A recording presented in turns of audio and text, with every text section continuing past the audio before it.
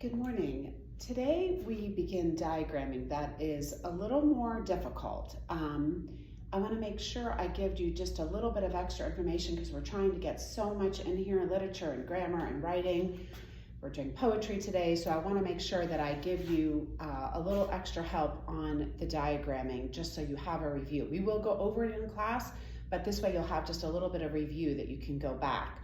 So far the diagramming should be pretty straightforward. I don't want to say simple because if it's brand new to you, it's not necessarily simple, but it is very straightforward. You had what they call pattern 1 is the only kind of diagramming that you've done, which is diagramming a subject and a verb or a noun and a verb, if you call them noun verbs as opposed to subject verb. That's another very confusing thing that I want to make sure I clear up on this video. So the very first thing you do is label all of your parts of speech.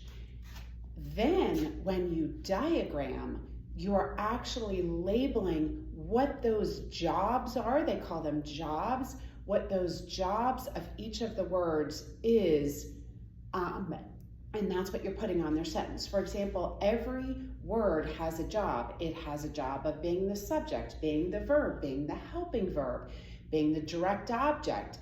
We've done prepositional phrases. You have the preposition itself, and then you have the object of the preposition that's always on the line underneath. You have the preposition on the sideline and the object of the preposition underneath. Then we have our modifiers that you've already diagrammed, but the modifiers just modify the word that they're underneath, and those can be adjectives or adverbs. And so if we begin with, well, let me show you first. There's two kinds that we're going to look at today. The kind that we've already done.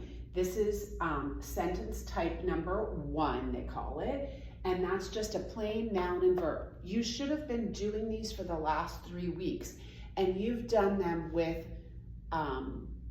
prepositional phrases and modifiers, and then the subject and the verb. So those you've done a lot of.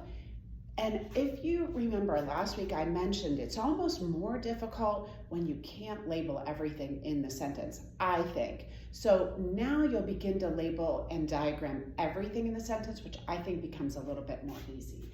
So you've got the cat ran. Cat is your subject, ran is your verb. You have noun, cat, verb, ran, and you diagram it very simply, cat ran, and you've got your article modifier underneath cat is the pretty simple.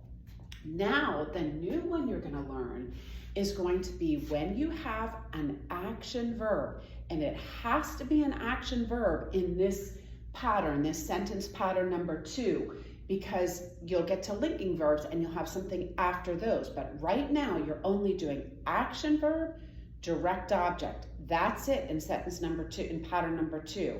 So you have to have an action verb. What is an action verb? Again, remember it's something that can do, have action, and it can be something as easy as jump, which you can obviously see it's something you can do, but it can also be think, which is a little bit more abstract, but obviously we can think, we can sit, we can contemplate. All those are action verbs. They can also be bounce or, any action verb. Hopefully that should be, review for you. I know all of you know what subjects and action verbs are. So on the second pattern, it's called noun, verb, noun. And let's go ahead and label this one. We have our article, our noun, our action verb, because you can physically, the cat can eat something. It is something he can do. You have another article and a noun. I think they tell you first to label the nouns, which is a good way to do it if you follow the way they did it. I didn't do that, but you label your nouns. They have an order of what they want you to do it. But the last thing now, when you're looking to see if something has a direct object, you look and see, you ask yourself this question every single time. Go ahead and diagram your subject and verb, which you should know really well now because you've done a lot of them. So you have cat ate, you put your modifiers, and ask yourself this question. the subject verb what, or the cat ate what. And if you can answer that with something that's there, you're going to have a direct object. The cat ate what? The cat ate the goldfish. Goldfish is the object of ate. It's what he did to ate. He ate the goldfish. So your goldfish goes on a direct object line with your modifier. Your direct object is labeled, or the way that you write it is by putting a, so this one was a vertical line that went all the way through the main line, right? This one is a vertical line that goes straight until halfway through at the top. You'll see this in your book, but that's how you label a direct object. Every single time, that's how a direct object. And diagramming needs to be, you need to be accurate. It's kind of the way I would liken it is if when you're doing long division, you have to make sure your columns line up and that you're neatly doing your subtraction underneath your long diagramming, or you'll have a wrong answer. One little tiny off, way that you're putting your numbers down a long division problem will mess up the whole problem, right? You're going to see as you begin to do more complex diagramming that you're also going to have a line that's slanted. So it can't look in between straight and slanted. It needs to be a straight line so that the person who's trying to uncover this sentence knows that it's a direct object, that you're indicating a direct object, and the way that you're indicating that is by a line that goes halfway through and straight up and down. So let's do one that's just maybe a little bit more difficult. Let's label our nouns. We see an article there, so the what? The boys, and I'll put my article. Any other nouns? Yes, the barn, so there's my noun and article. I see a prepositional phrase. I actually personally like to put my prepositional phrases first in parentheses before I label my nouns. I don't think that's the way they tell you, but I always look for all my prepositions because, as I told you last week in class, you will never, never, never find your subject and verb inside a prepositional phrase. So once I used to actually teach my kids, we cross them out, but now that we're diagramming, you want to put them in parentheses, and then you can take those out of the equation for when you're trying to find your subject and verb, because your subject and verb will never be inside of a prepositional phrase. So now all we've got is the silly boys ran, and into the barn is just an extra thing. So let's continue to label preposition, action verb, what kind of boys. We answered our adjective questions last week. And so they're silly boys, so it's entering what kind of boys they are. And now let's diagram this. We have, what is this sentence about? It's about the silly boys, but we only want one word. So it's just boys. Silly and the are just modifiers of the. So they go, of boys, excuse me. So they go underneath boys. Which boys? Silly boys, the boys, okay? And what did the boys do? They ran. Boys ran what? Where did they run? Into the barn. But the boys ran what? There is no answer to that. So in this one, you have no direct object. I'll tell you another thing, you will never find a direct object inside a prepositional phrase either. So if all there is left is a prepositional phrase, you have a pattern one sentence. You do not have a pattern two, you don't have a direct object in that, because you will not find your direct object inside a prep phrase either. So where did he run? He ran into the barn, and the reason it goes underneath ran is because it's where he ran. He ran into the barn. There, the jobs that are doing, you have your preposition, your object of the preposition into what? Into barn, and the just modifies that. Okay, let's try second kind. Let's try the noun, verb, noun. First we'll label, let's see, those boys often lack common sense, okay? Boys is a noun. Which boys? Those boys.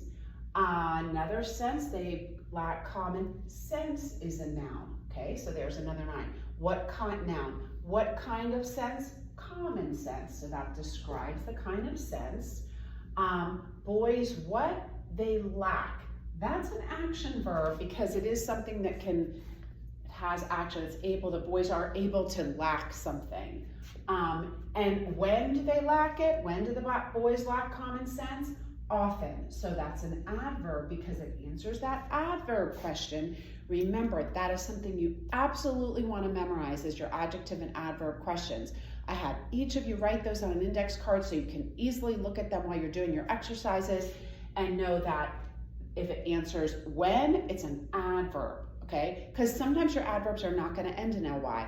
They might, but they will not always, all right? So let's diagram this one. What's my subject and verb? I've kind of already told you that. The boys lack. Then ask yourself, put my modifier there, those boys lack what? Subject, verb, what? Boys lack what? Boys lack sense. Sorry for this, I could have put the boys and girls or whatever. It was supposed to go with the one above it that they ran into the barn. Those boys lack what? They lack sense. What kind of sense? Common. And when do they lack common sense? They often lack common sense. It answers when they lack it. That's why often goes underneath lack. And you have this one completely diagrammed now. Let's erase those, and I'm going to do a couple from the book, which I should have time to do some of those exercises with them in class today.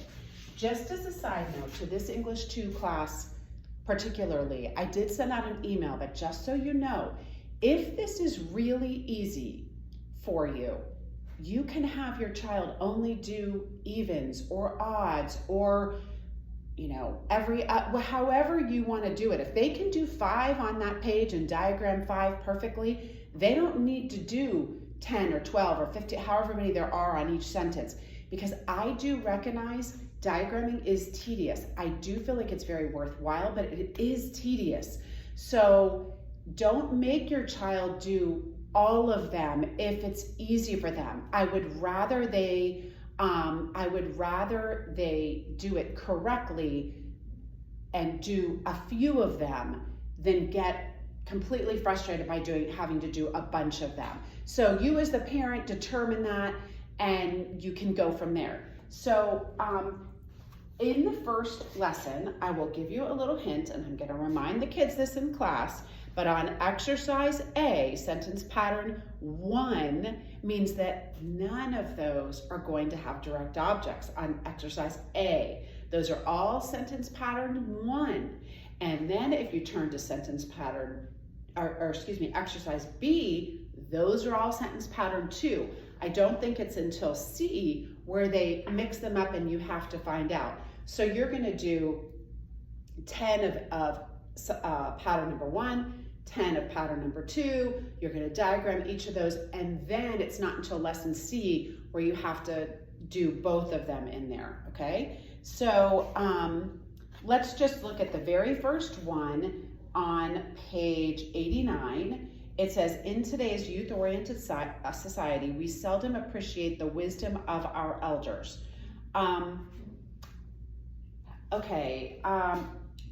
First, I don't know if I want to take time to write out that entire sentence, but first let's look for our prepositional phrases and take those out of the equation. In today's youth-oriented society, so put parentheses around that first prep phrase. Are there any more? We seldom appreciate the wisdom of our elders. Let's put parentheses around of our elders. All that leaves us with is we seldom appreciate the wisdom. That makes it so easy. So all we have to do is, who's that sentence about? We what? We appreciate, so you have an action verb, we appreciate. We appreciate what? We appreciate wisdom. So that's my direct object because it answers subject, verb, what? We appreciate, and then we can just add our modifiers. We appreciate the wisdom.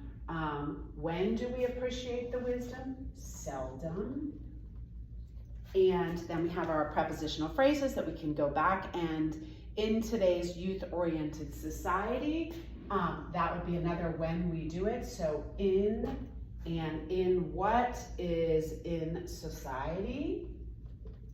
And then you would put your two modifiers in today's youth-oriented society. I'm not going to write those out, but in today's youth-oriented society, preposition, object of the preposition, adverb, when do we appreciate? And then you have one more, we appreciate the wisdom of our elders. Which wisdom? The wisdom of who? Of elders, our. Okay? And that's why you know it goes underneath wisdom, because it answers what wisdom? The wisdom of our elders. Please feel free to reach out to me if you have any questions about the diagramming. Hopefully you're not totally frustrated by it. For those of you who had last year, we did do some of it, so it's a little bit more of a review. But for those of you who are brand new to my class, it's definitely a little bit tricky. So give yourself some grace. I am going to begin quizzing them on the diagramming. So if you're having problems, reach out during the week to me, and I am happy to FaceTime you for 10 minutes one-on-one. We can solve a lot of those issues, but hopefully the videos will help you as well. So you get a little bit, you get home. We're rushing in here, getting so many things in the hour 20 that hopefully this will help you.